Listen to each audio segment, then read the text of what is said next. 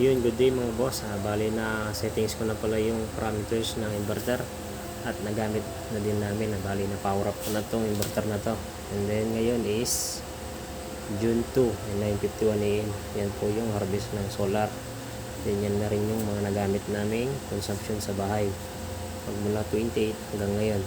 Bali yan naman is sa grid. Nagbaback up yung grid kasi hindi kaya ng solar panel yung harvest ng panel para ay provide yung kailangan ng load sa bahay. And naka-connect na sa wifi, and then sa settings ito yung makikita.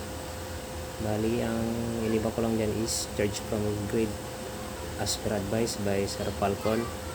And then yung brightness tinasan ko ng konti, and then para makapasok sa settings ng inverter, click lang yung admin yan, hindi admin. Admin dapat yan para maka-enter doon sa mismong settings ng inverter.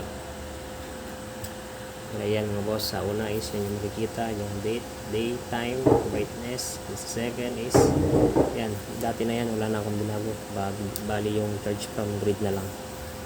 Then sa third is yan, self consumption mode kasi wala pang battery. City sensor, grid side, from grid to inverter kasi wala pang battery. Then sa pang-apat is no battery. Yan naman yung mga brand na pwedeng gamitin sa inverter na to. Bali as of now is no battery. Then 5 is connect sa wifi para ma-access through online. Pwede sa cellphone. Yun lang, ganun lang kadali mag-set ng parameters ng inverter na to. In a minute lang matatapos. At ang gumagana naman ngayon is tatlong aircon, dalawang washing, at isang ref. Bali yan mga boss, umabot ng 2 kilowatt yung harvest. Bali on grid setup. Bali ito po yung araw ngayon, maganda yung araw, alas 9, alas 10 pa lang. Bali yan po yung gumagana, isang split type 1 HP na aircon naka full, and then isang ref, maliit na ref na naka full din, up and down.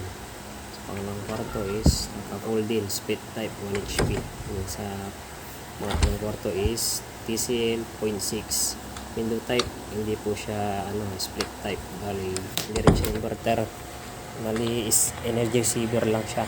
And then sa labas is yung dalawang washing.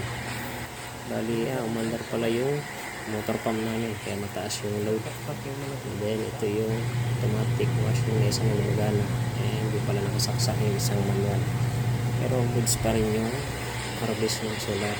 Malit lang yung kinukuha sa grid kahit gumagana yung tatlong aircon, isang washing, isang ref at motor pump. So, mabalik ako sa inverter mga boss para makita nyo yung sinasabi ko na walang halong edit o haka-haka. Yan mga boss, June 2, 9:54. Yan po yung harvest. Malit lang yung kinukuha sa grid. Malaking tipid na to mga boss, basta maganda yung araw habang wala pang battery. Share ko lang mga boss para sa mga gustong magpa-solar dyan is may idea na kayo kung ano yung gagamitin yung setup. Yun lang, good day.